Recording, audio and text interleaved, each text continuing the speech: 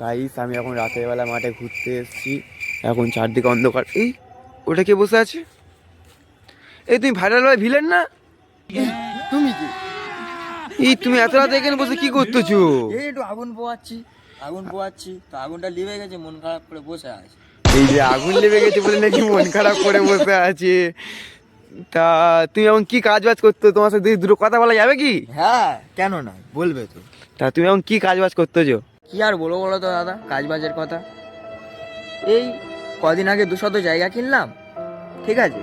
তো 200 জায়গা কিনলাম, কিনে একটা চপ দোকান খুলেছি। হুম। তো সেই চপ দোকানে মোটে বেচা কেনা হয় না। কেন? চপ কি ভালো হচ্ছে না নাকি? না দাদা, চপ তো খুব ভালো হচ্ছে, তবুও কোনো লোক যায় না, কোনো যায় না, কোনো কাস্টমার যায় না। কেন? চপ দোকান ভালো, তা তুমি চপ দোকানটা কোথায় করেছো?